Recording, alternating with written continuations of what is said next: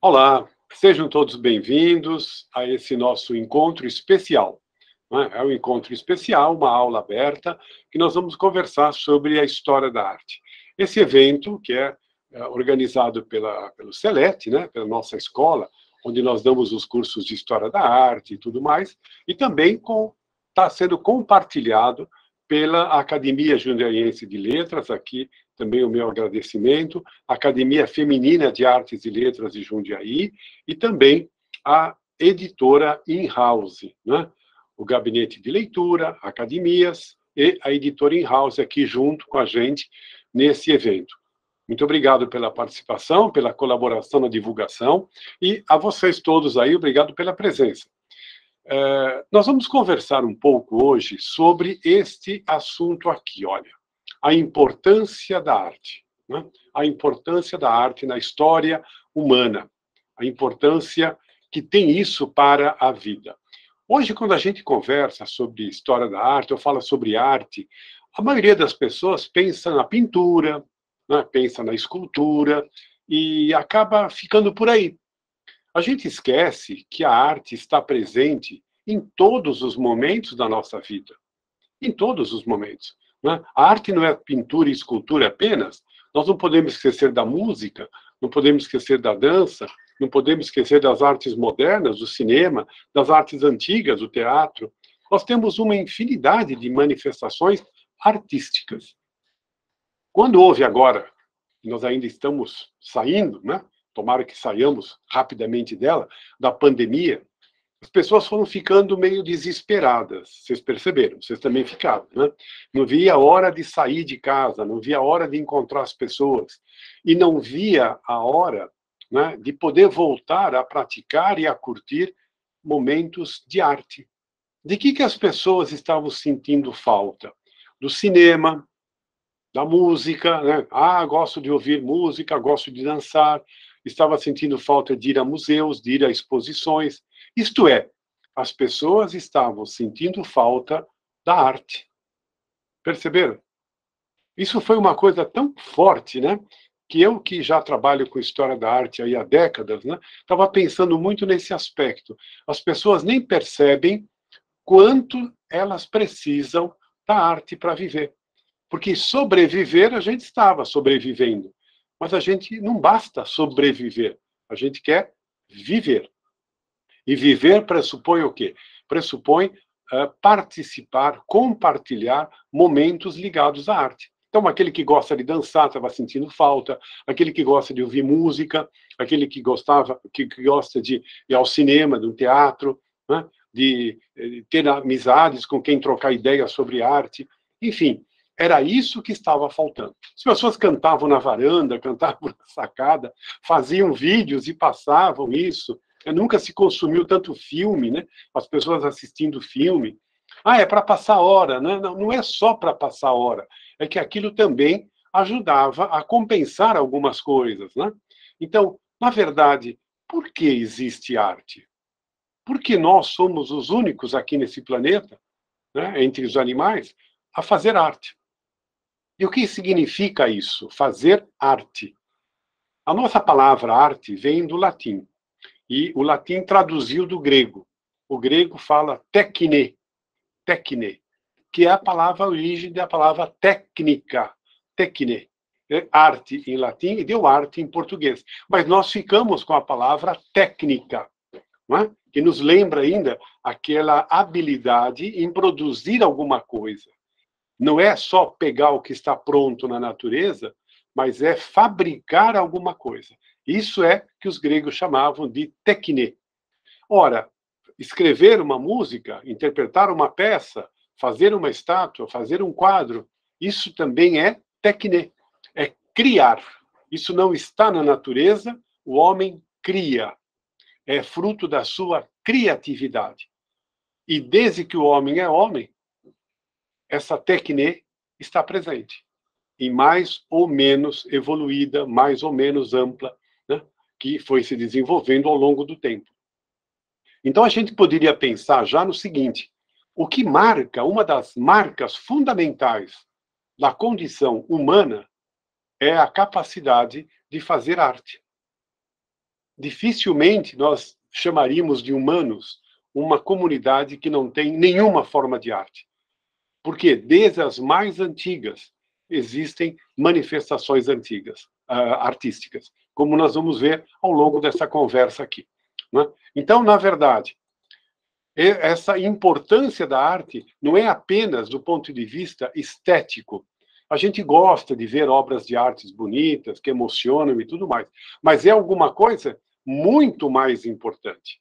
Né? Eu estou mostrando aqui para vocês, nessa imagem, alguns dos desenhos mais antigos da história da arte, que são os desenhos, as pinturas, nas cavernas pré-históricas, a chamada arte rupestre, que é feita na pedra, né? E que nós temos umas coisas maravilhosas. Olha aqui, ó. Estamos na caverna de Lascaux, na França, onde foram encontradas pinturas das cavernas que estão entre 20 a 25 mil anos atrás. Gente, pense bem, 25 mil anos atrás, não há nada registrado da história. Por isso nós chamamos esse período de pré-histórico. As únicas provas de que naquele momento histórico havia gente, havia seres humanos como nós, é exatamente isso. A pintura nas cavernas. Os artefatos, pequenos artefatos que eles fizeram, bonecos e tudo mais, mas principalmente isto, a pintura que eles fizeram. Ora, se vocês repararem bem, olha que maravilha essa pintura, gente. Se vocês repararem bem, nós estamos longe de uma pintura que pode ser considerada primitiva, não é verdade? Olha o detalhe dos animais, olha os chifres aqui, olha a sensação, olha, eu vou aumentar um pouquinho, olha a sensação desses animais correndo, cavalos e tudo mais. Por que será que eles foram pintar essas cenas ali no fundo das cavernas, num lugar absolutamente escuro?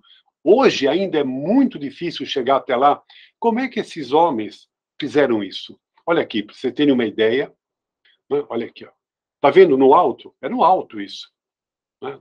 Bem alto. Então nós estamos vendo uma foto aqui, está embaixo, tá? Vai subindo, subindo, é quando você olha que você vê lá em cima. A descoberta dessas pinturas pré-históricas em dezenas de cavernas, agora se conhecem tantas, né? Começou na Espanha, em Altamira, quando uma garotinha de 9, 10 anos, a Maria, junto com seu pai, descobriu as pinturas. Você sabe que é uma história fascinante, a história da Maria, né? E mostra bem isso. Foi no finalzinho do século XIX. O pai dela era uma espécie de arqueólogo amador. Ele gostava de ficar olhando lá nas cavernas para buscar alguma coisa no chão. Com a lamparina, ele e a filha dele ia com ele. Um dia, a filha levantou, né? E olhou o quê? Olhou o teto. E quando ela olhou, ela viu aquela pintura maravilhosa. Ela chamou o pai e falou, olha, né? Olha quanto bicho. Quando ele olhou aquilo, ele ficou absolutamente espantado. Por quê? Porque depois se comprovou a antiguidade dessas pinturas. E ninguém imaginava que, tanto tempo atrás, os homens fossem capazes de fazer isso. Os seres humanos fossem capazes de fazer isso. Porque havia o preconceito de que aqueles homens pré-históricos eram brutos, eram quase animais, e, portanto, não teriam sensibilidade para a arte. Um grande engano. Que se deve, basicamente, à nossa querida espanholinha Maria, que fez essa descoberta. Né? Comentamos isso, inclusive, em algumas aulas. Então, a pintura nas cavernas, ela deve representar alguma coisa a mais do que apenas querer se distrair, de decorar isso aí, de pintar para enfeitar a parede da caverna. Não tem sentido. Até porque, na verdade, as pessoas não viviam no fundo da caverna. Eles usavam apenas aquele pedacinho da entrada da caverna. Porque eles tinham medo do que podia vir lá de escuridão, bichos e tudo mais. Então faziam a sua fogueira e ficavam na frente. Lá no fundo, não. Lá no fundo era um mistério, era a escuridão. E o que levou essas pessoas a se embrenharem pelo fundo das cavernas e pintar em lugares que são completamente inacessíveis? Como será que eles subiram, fizeram os andaimes, fizeram as tintas, fizeram aqueles pincéis primitivos e fizeram com uma tal técnica, isto é, com uma tal técnica que está lá ainda, né? As cores estão vivas, estão lá. O que leva as pessoas a fazerem arte? Aquelas pessoas viviam, no máximo, uns 30 anos. A vida era terrível. A morte rondava todos eles o tempo todo. Eles não têm o tempo para pensar em arte como nós pensamos hoje. A arte para eles, nesse sentido de decoração, de distração, não existe. Eles estão fazendo aquilo que é necessário à sua sobrevivência. Sobrevivência física? Não. Para isso eles caçavam. É por isso que esses animais estão representados ali. Não é a sobrevivência física. Mas então, qual é a sobrevivência? Sobrevivência espiritual, emocional? Será que esses animais pintados aí, eles representam alguma coisa ligada à religião? Ao misticismo? São todos animais que viviam naquelas regiões, onde estão as cavernas. Lascaux, na França, Altamira, na Espanha, e várias outras ainda, né? Espalhadas pela Europa.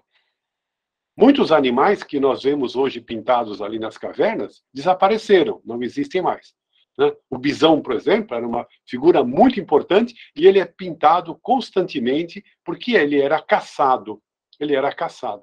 Agora, se vocês repararem um pouquinho, eu acho que dá para perceber. Eu vou aumentar um pouquinho.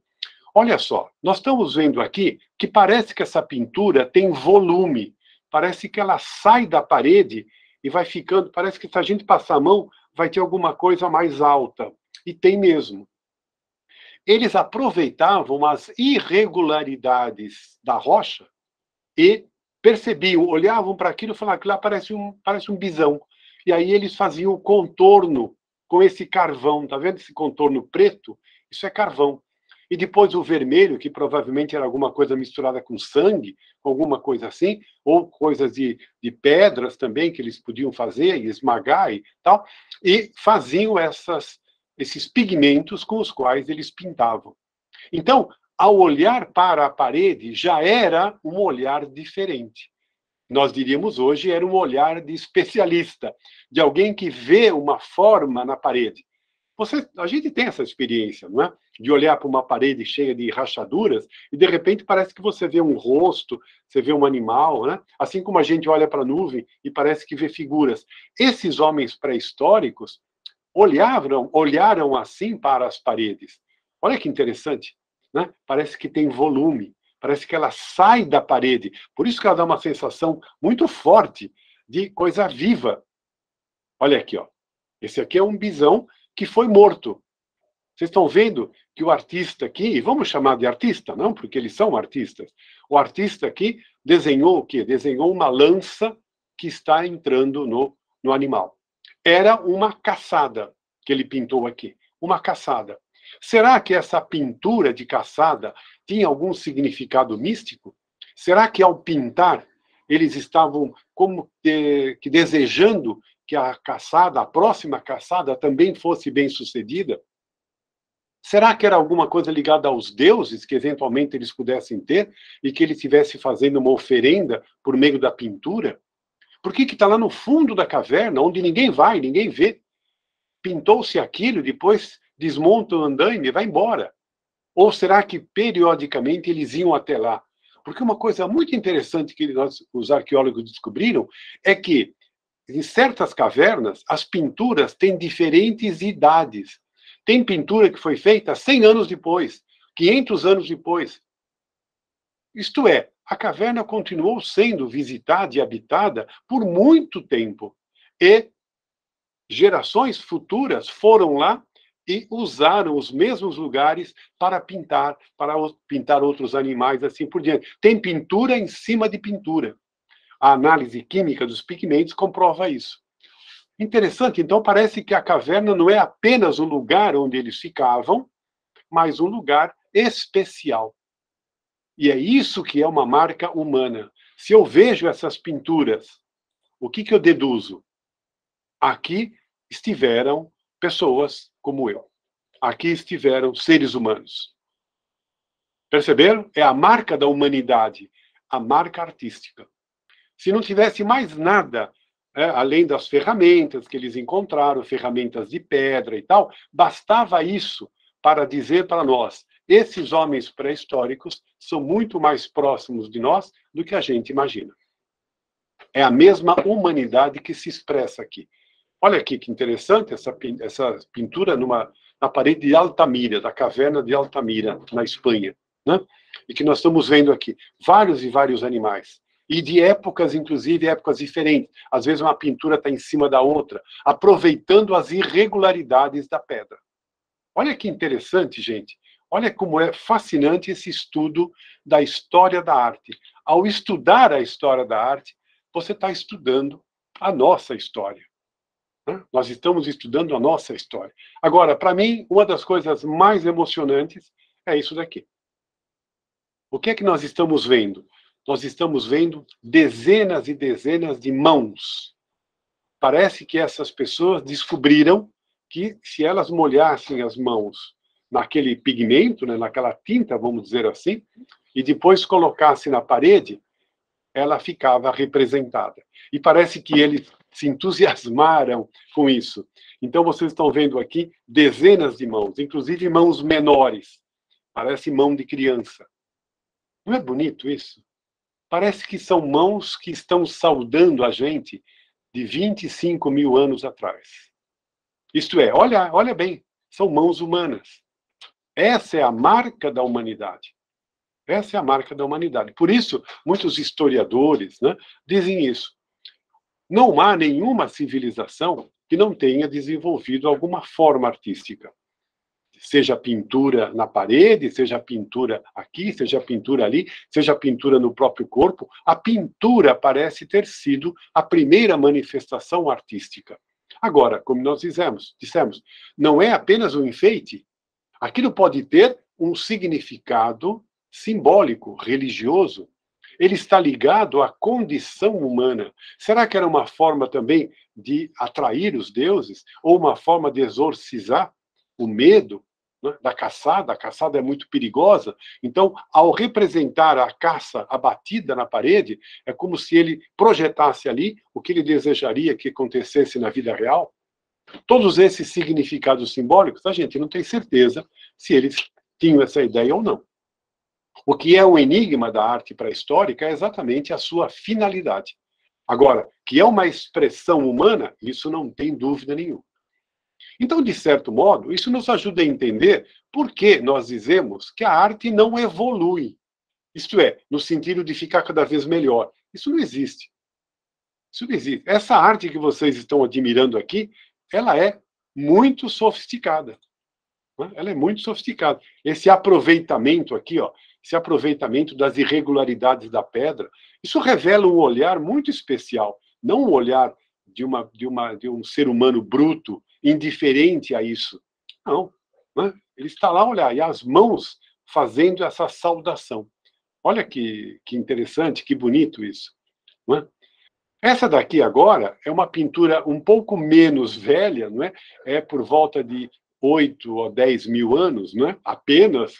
Isto é, antes de qualquer civilização que tenha deixado a sua marca na história. Nós consideramos a arte, nós consideramos a fase pré-histórica quando nós não temos documentos escritos que nos expliquem como era a comunidade, como vivia, etc.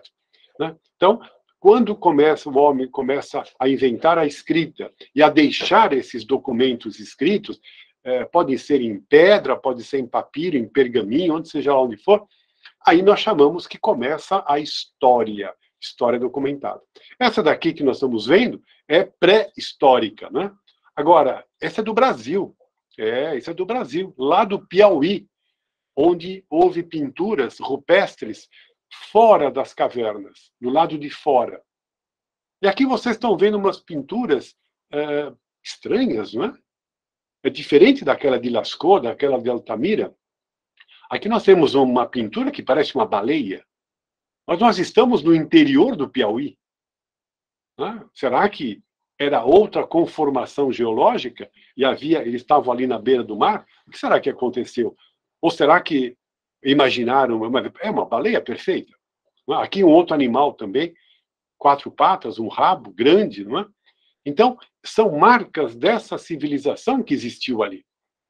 Desse período antigo, de 20 mil anos, nós temos essa estatueta aqui. Essa estatueta. Olha, gente, olha que interessante. 20 mil anos atrás, e essa estatueta de um homem meditando. Vocês, quando vão pensar em alguma coisa, vocês não ficam nessa posição? Nós ficamos exatamente assim. 20 mil anos, ela é muito pequenininha, e o homem dessa época foi capaz de fazer essa pequena escultura e mostrar uma pessoa meditando. É chamado o pensador da pré-história. E que muitos séculos depois veio dar essa daqui, ó, o pensador do Rodin. Tá vendo? É praticamente a mesma posição, a mesma postura. 25 mil anos antes, um homem pré-histórico tinha feito isso aqui. Não é interessante? Perceberam como há uma espécie de continuidade, uma continuidade dessa dimensão humana? É uma continuidade. Pensar, refletir. Pensar em quê? Em que está pensando aquele homem? Ele é um homem, ele é um ser humano como nós, ele tem uma vida mental. Quando nós encontramos pessoas que estão sendo túmulos de pessoas que morreram 20, 25 mil anos atrás, nós sabemos que lá havia seres humanos. Por quê? Porque o ser humano enterra o corpo, os animais não. Então, já é também uma marca distintiva da condição humana. Então, ao longo da história humana, essa técnica de produzir coisas e de deixar a sua marca, é típico do ser humano. Deixar a marca da sua presença. Eu estive aqui.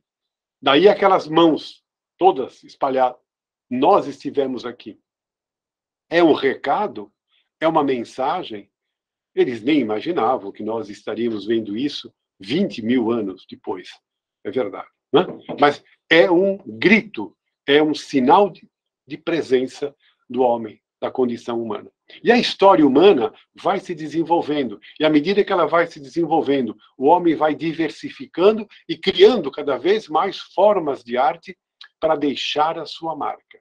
Olha que bonito isso. Olha que bonito. Isto é, nós, os seres humanos, estamos construindo o mundo da cultura. Existe o mundo da natureza, né? Onde nós vivemos, os animais também vivem. Nós compartilhamos com os animais a natureza. Mas nós não ficamos satisfeitos com o mundo da natureza. Nós precisamos criar um mundo nosso, um mundo humano. Nós, então, criamos isso, até que criamos, fabricamos, né? Fazemos pinturas, fazemos obras, fazemos artefatos, tudo isso. E isso constitui um mundo à parte dentro do mundo da natureza. Perceberam? Nós não vivemos dentro da natureza apenas. Nós construímos um mundo dentro da natureza. Esse mundo nós chamamos cultura, que é aquilo que nos dá uma dimensão humana. O animal, ele está preso aos ritmos da natureza, não é? Ele está preso, ele faz aquilo que o instinto pede para ele fazer. Nós também temos essa parte instintiva, só que nós queremos mais do que isso. Então nós projetamos um outro mundo.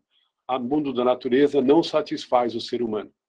Então nós criamos outros, criamos religiões, criamos mitos, histórias, pinturas, tudo isso que não está na natureza, nós criamos como uma projeção de nós mesmos. Isso é que nós chamamos o mundo da cultura. Perceberam que bonito que é? Estudar a história da arte, nessa dimensão mais cultural, é dar essa história de como nós estamos percorrendo ao longo da história essa nossa caminhada. Das mais variadas formas. Eu estou dando só uns pouquíssimos exemplos, né? Quando a gente faz os nossos cursos de História da Arte, a gente pega uma parte, pega aqui, pega ali. E, ao mesmo tempo, não podemos esquecer isso, que não é só técnica, não é? É também uma reflexão, como diz aqui o nosso amigo, de 20 a 25 mil anos atrás. Né? E como diz o pensador do Rodin, né? Do século XX, é isso que nós estamos vendo. A meditação, a reflexão. Ainda hoje, nós vemos os indígenas, né? Que fazem do corpo o seu suporte. Como eu disse, essa talvez seja a mais antiga forma de arte da história. A pintura no próprio corpo. E essas culturas mais antigas, mais primitivas, ainda guardam isso. Isso é enfeite? Não, isso não é enfeite. Isso é simbologia, isso é forma de expressão, de tal maneira que, ao longo da vida, não é, há diferentes formas de pintura para diferentes momentos da existência. Momentos de alegria, de tristeza, de guerra, não é, de medo. Enfim, essas pinturas são formas de linguagem. É isso que é muito interessante a gente observar. Não é? Olha aqui, ó, uma pintura africana. E é lá da África, era do berço da história, gente. É lá da Mama África, né? É lá da África que nos vem tantas ideias, que depois se espalharam também, porque na África também temos pinturas rupestres e tudo mais, né? Mas não temos nas cavernas, na parte interior, como nós temos, por exemplo, nessas que eu mostrei para vocês aqui na Europa. Mas aqui, ó, toda essa simbologia, né, que está expressa aqui. Indígenas do Brasil, da Austrália, da África, enfim, como a gente quiser. Essa variedade vai se expressar. O que é isso? Isso é arte, isso é tecne, isso é criação do homem. E assim que ele vai deixando a sua marca, deixando a marca da sua presença. Isso é muito, muito, muito legal. O que é isso que eu estou mostrando? Vocês nem imaginam. Isso aqui é uma flauta que tem mais ou menos 25 mil anos. 25 mil anos. É o osso. É um osso oco, né? E nele se fizeram alguns buracos e alguns arqueólogos chegaram até a experimentar e tirar som daí. É uma flauta pré-histórica. Provavelmente, né, daqueles homens que pintavam as cavernas. Né? Ali foram encontradas tantas coisas. Essa flauta pré-histórica. Flauta. Falamos de pintura na parede. Falamos de pintura no corpo. Agora estamos falando de música. Estamos falando de uma flauta. Quanto precisa de inteligência, de sensibilidade, para se construir uma flauta? E para tirar dela certos sons. Pré-história. Estão entendendo a marca humana aqui? Isso vai dar mais tarde, séculos depois, vai dar toda a música, né? Vai dar Mozart tocando flauta, vai dar os flautistas de hoje. E onde começa essa história? Começa lá atrás. Quando a gente estuda isso, estudar a história da música, por exemplo, é fascinante também. A gente pegar e juntar com isso, aquele homem que pintava ali é o que toca a flauta aqui. Né? Os arqueólogos começam a descobrir cada vez mais essas coisas incríveis que vão mostrando, digamos assim, a riqueza cultural dessa condição humana inicial. Aqui nós temos na África alguns povos bem primitivos que ainda usam os tambores, né, esses tambores feitos de madeira, de tronco de árvore, né, e que deve ter sido também, eles devem ter sido os primeiros tambores, os primeiros instrumentos de percussão. Olha aí, o tambor, a percussão, o ritmo. Né? Como será que o homem descobre o ritmo? Hein? Alguns historiadores dizem, talvez o ritmo, né, do coração batendo, de quando você corre, aquele coração aumenta, fica mais rápido, depois mais devagar. Será que a respiração, tudo isso deu a ideia do ritmo? Que o ritmo é ligado à respiração, né? Então, fazer aquele batuque, está nascendo a música, está nascendo a pintura corporal, está nascendo os enfeites, e tudo isso é a marca da humanidade. É a marca da humanidade. Não dá para você pensar em alguma civilização antiga, primitiva, que não tenha uma forma de arte, gente. Pode quebrar a cabeça, não vai encontrar. Por mais primitiva que ela seja, ela provavelmente faz pintura no próprio rosto, pintura no próprio corpo. E nós continuamos a nos pintar. Essa que é a verdade. Pintamos as unhas, fazemos tatuagem como as civilizações antigas, pintamos o rosto, vamos no carnaval, pinta, põe uma máscara. É isso. Né? Estamos fazendo a nossa persona, estamos nos construindo. Perceberam como é bonito esse estudo? Não é só para decorar a característica de estilo, porque esse pintor, aquele pintor. Isso é um detalhe, gente. O mais importante é acompanhar a história da evolução no sentido de transformação do homem ao longo da história e como a arte sempre o acompanhou. Seria a religião uma forma de arte? Essa pergunta é muito boa. Será que a religião, Deus, ou os deuses, ou a mitologia, nada mais são do que projeções do homem? Há muitos estudos falando isso, né? Que tudo isso pode ser colocado no universo do jogo, do lúdico. Como assim? Jogo? A arte é um jogo.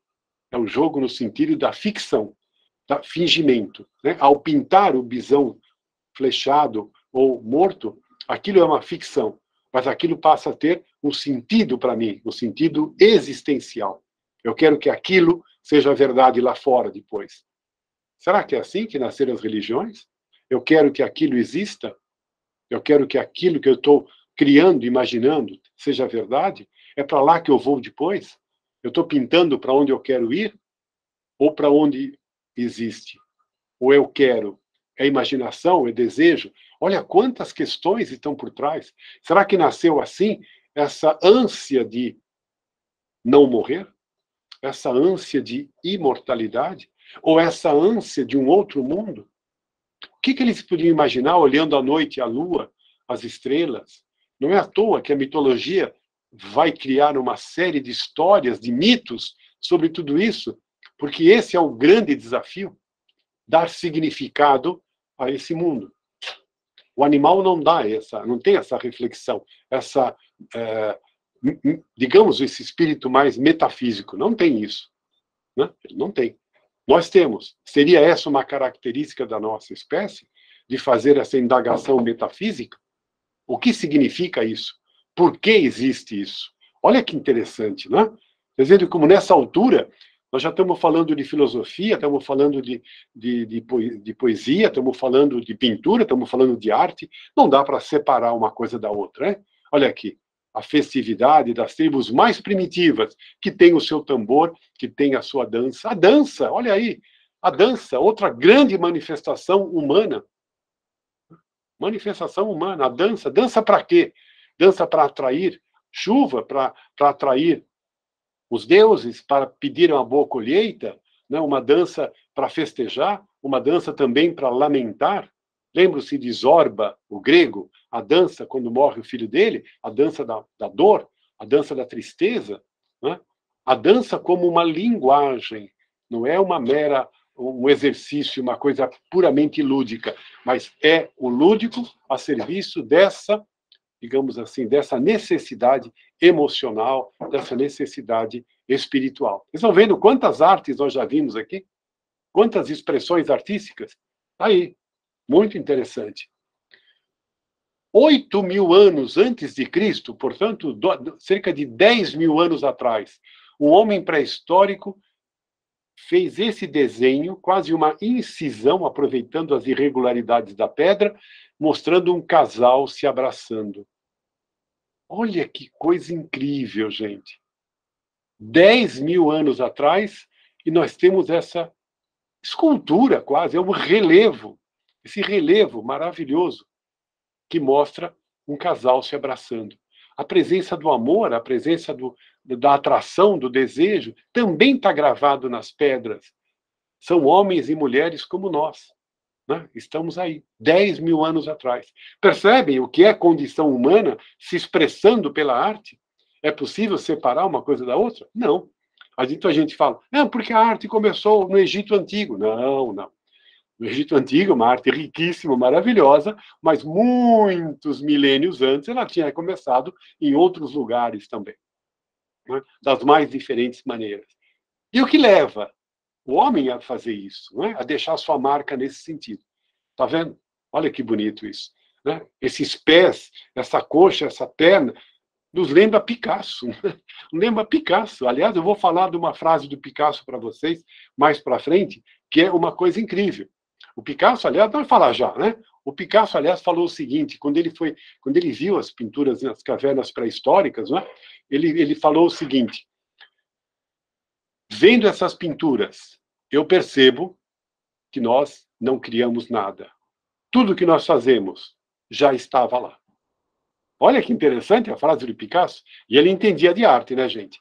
E ele entendia de arte, sem dúvida nenhuma. Tudo que nós fazemos já estava lá. Lá onde? Lá nas cavernas. Fantástico, não é verdade? Fantástico. Está aqui, essa pintura pré-histórica. Falamos de um casal se abraçando, de repente avançamos na história e vamos para a Grécia Antiga e nós vemos um vaso, né? Um vaso, e no fundo desse vaso, uma cena de um grego se despedindo da sua mulher e dando um beijo na boca. Está aqui. Olha, tantos anos, tantos séculos depois, e de repente aparece, retoma-se a cena. Quantas e quantas vezes essa cena foi representada? Está vendo aqui? Grécia Antiga, a marca também da cultura grega aparece aqui. O beijo. Está aqui. Ainda ficando na Grécia, nós podemos pegar uma taça, nós estamos olhando bem dentro da taça, e lá no fundo dela está pintada esta cena, que é uma cena mitológica. Né? É uma cena mitológica, que é o quê? Que é uma figura mitológica chamada El, né? Que é a divindade feminina, e o filho dela, Menon, morreu. E ela, então, segura o filho no colo. Ela segura o filho morto no colo. Que cena bonita! E essa cena, nós poderíamos dizer, a mãe segurando o filho morto no colo, não é uma Pietà? É a Pietà. Está vendo? Séculos e séculos depois, o nosso Michelangelo faz a sua maravilhosa Pietà, que é o quê? A mesma expressão daquela pintura grega, que, por sua vez, é expressão de outras coisas. E a gente pode ir recuando.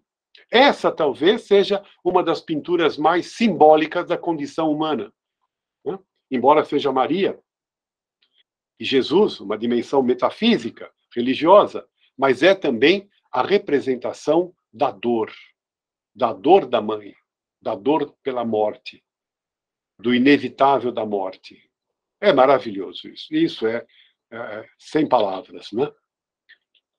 Vamos à Grécia de novo? 500 anos antes de Cristo, isto é, há 2.500 anos, uma moça morreu, provavelmente no parto, muito jovem, né? E fizeram lá uma tumba e no seu túmulo foi esculpida em relevo a cena dela, dessa jovem morta, sentada, enquanto talvez a sua filha mais velha ou a sua escrava, alguém da família, mostra para ela uma caixinha. Vou aumentar um pouquinho. Mostra uma caixinha. E dessa caixinha ela tira um anel e olha com saudade para esse anel. Ela está se despedindo da vida. Né? Essa é a forma como os gregos fizeram as suas placas funerárias. O morto quase sempre está sentado, né? E quem está em pé é alguém da família, alguém que ela conhecia. É como se ela estivesse se despedindo do seu anel, talvez o anel de casamento, né? Alguma coisa que lembrasse a sua vida. Está aqui a marca humana, né? A representação de um momento muito especial. Não sabemos quem era essa moça, porque o nome dela devia estar escrito em cima. Mas se perdeu. Mas o que fica é a representação da humanidade. Nessa outra também, que está um pouco estragada, não é? Essa placa funerária, aqui em cima, ficava o nome dessa jovem que está sentada aqui. E que provavelmente morreu no parto.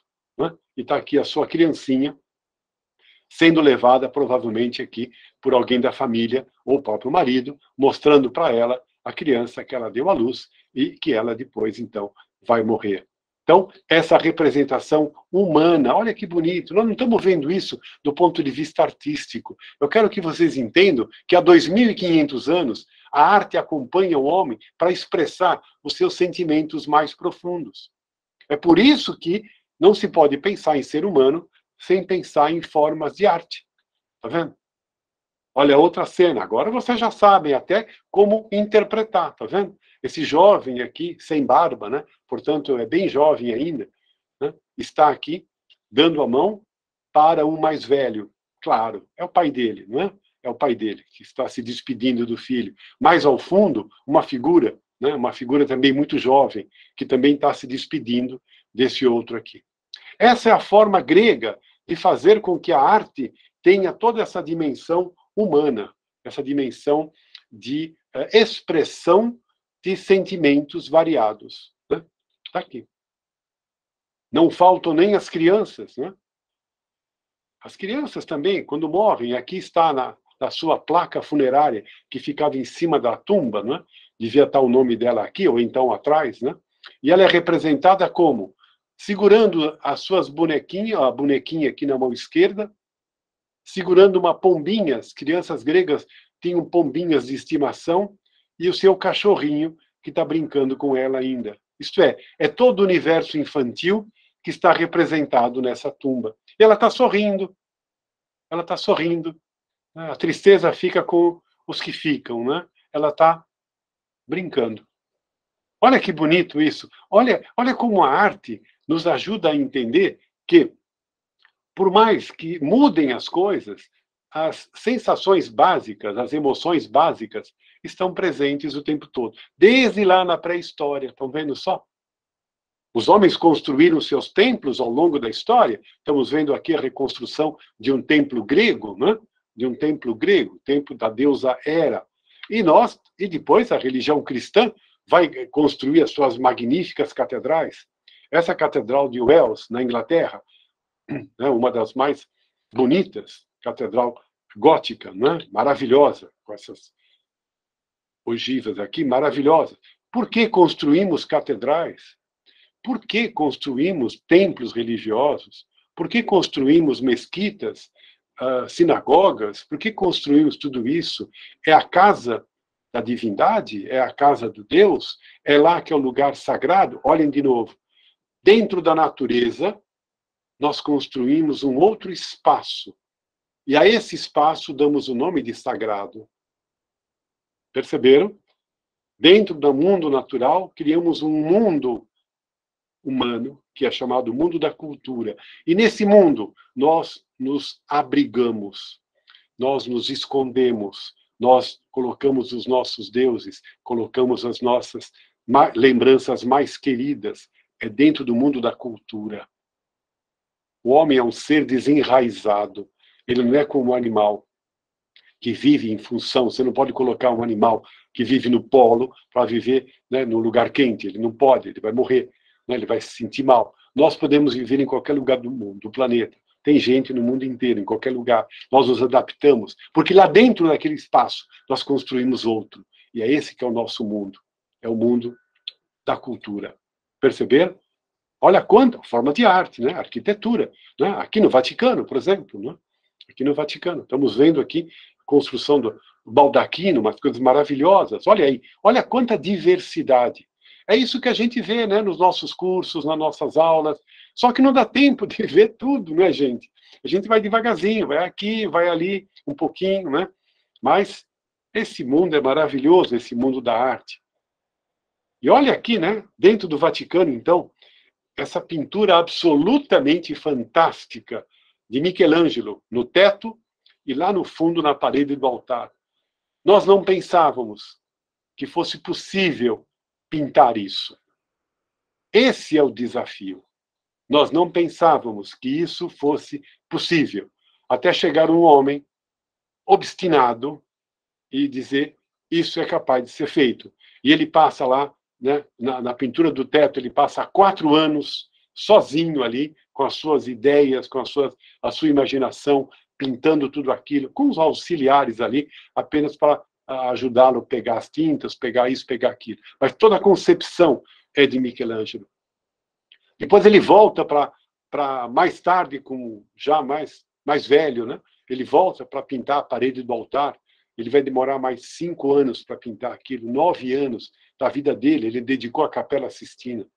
Quando a gente entra lá, será que a gente sabe? Ou será que as pessoas sabem, né? Olha aqui, ó. Será que as pessoas sabem, que nem estão aqui, olha, pessoas fotografando aqui e ali, será que elas sabem que durante 9 anos Michelangelo viveu aqui dentro? Será que elas sabem todo o sofrimento de Michelangelo para pintar isso aí? Não era mais por dinheiro, não. Não era mais por dinheiro, não era mais isso. Era alguma coisa a mais do que isso. era como se ele representasse a condição humana naquela pintura. Ele ficou sozinho ali durante anos. E é uma solidão que ele mesmo dizia, não há nada mais solitário do que isso, de ficar com a cabeça, são centenas de imagens que ele imaginou ali, né, de figuras humanas, de situações, de cenas e tudo mais, tudo aquilo para dar forma e transformar. Do nada, surge a Capela Sistina pintada. Pensem, aquilo que eu comentei agora há pouco, né? Ele sai do mundo da natureza, entra no mundo da cultura e até que cria aquele mundo todo. Aquilo que não existia passa a existir, e mais do que passa a existir, aquilo passa a nos representar. A gente se emociona ao ver todas aquelas figuras. Quando nós fizemos o curso sobre a Capela Sistina, vimos todo o significado daquilo, daquela aspiração de imortalidade, né? Daquela angústia da vida também, daqueles dramas, daquelas alegrias. Está tudo ali, gente. Está tudo ali. Que maravilha! Que coisa fantástica! Essa é a condição humana. Essa é a condição humana. Olha só a pintura do teto. Né? Que maravilha!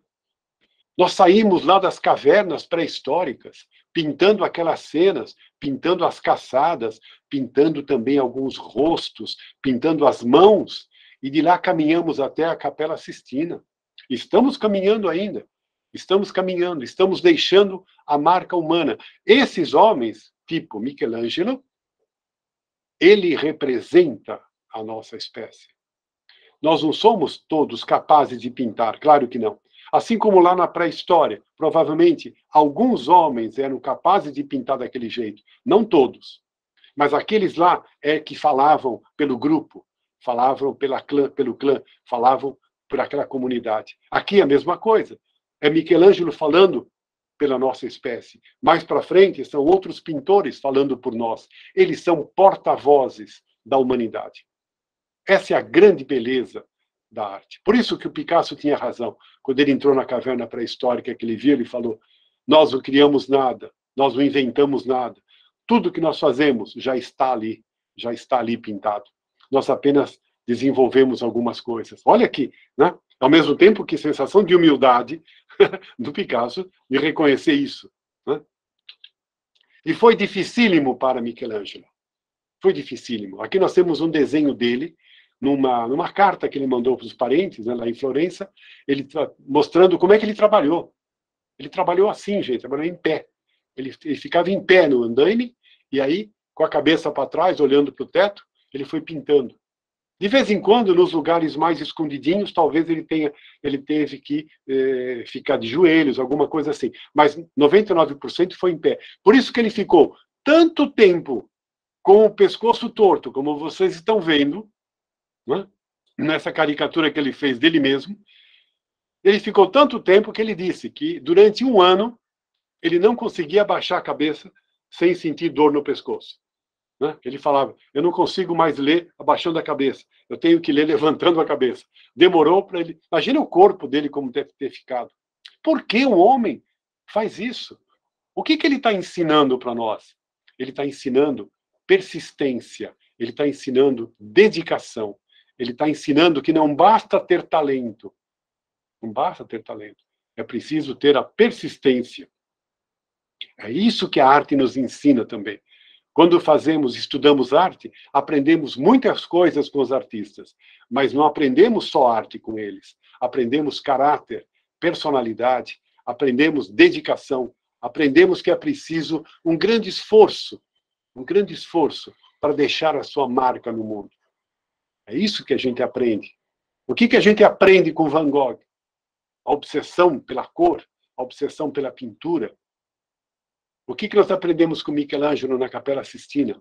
A obsessão, mas não é obsessão no mau sentido, é o empenho, aquilo que faz o homem explorar ao máximo a sua criatividade e deixar uma marca na história. Os artistas podem ensinar muitas coisas para a gente. Não só arte, mas muitas outras coisas. Por isso, estudar a história da arte é estudar a condição humana, é estudar os desafios que as pessoas se colocam, porque ninguém obrigava esses homens a fazerem o que fizeram, não? Eles foram fazer. né, aceitaram o desafio e foram em frente. Ainda bem que eles existem. Eles nos representam. Né? Eles dão, ou eles talvez sejam, em alguns aspectos, os melhores da raça. Né? Aqueles que são capazes de fazer isso. Esses são os artistas. Esses são aqueles que têm a incumbência de fazer a arte em nome dos outros. É muito, muito interessante. Eu gosto muito dessa visão, e é essa visão artística que eu, na verdade, gosto de passar nos meus cursos. Né? Muito bem, estamos encerrando. Espero que tenham gostado desse breve passeio que estamos terminando. Até eu queria fazer agora, aproveitar a presença de vocês aqui, vamos fazer um resumo. Né? Vamos fazer um resumo do que nós vimos? Está aqui, ó.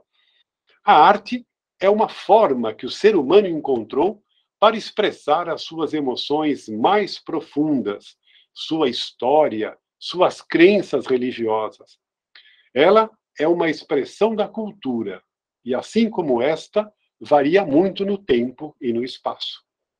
A arte tem diferentes formas de expressão: canto, dança, pintura, música, arquitetura, literatura, cinema, teatro, entre outras.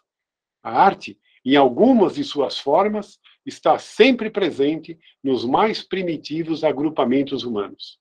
E essa capacidade de expressar nosso mundo interior talvez seja aquilo que defina a nossa espécie. Exatamente isso. Esse era o meu objetivo nessa conversa que nós tivemos. E eu quero aproveitar, né, aproveitar a chance aqui, se vocês me permitem, para mostrar um livro que acabou de sair, que eu produzi, que é o Almanaque da História da Arte no Brasil. É um livro de introdução, é um livro, até se vocês tiverem jovens na família, né, é também um pouco juvenil, mas é um livro de introdução, com muita ilustração, ele é muito gostoso, que conta a história da arte no Brasil, desde antes da descoberta, né, dos índios. Depois vem a arte europeia, depois vem também a influência dos africanos escravizados, e vai desembocar na arte de hoje. É um percurso que tem aí, então, uns 500 anos. Espero que gostem desse almanaque da história da arte no Brasil. E quero reiterar também, né, reiterar o convite para a partir da semana que vem, para a gente começar uma viagem maravilhosa pela Grécia. Terra de deuses, deusas, mitos e lendas. Vamos começar o nosso curso Grécia, Arte e Mitologia. É um curso programado para 8 aulas, né, todas as quartas-feiras, das 6h30 às 7h30 da noite, 18h30 às 19h30. Muita gente já fez inscrição, inscrições estão abertas, é só entrar lá na plataforma e inscrever. Eu espero por vocês ali, tá bom? Muito obrigado, então, pela participação e um grande abraço a todos.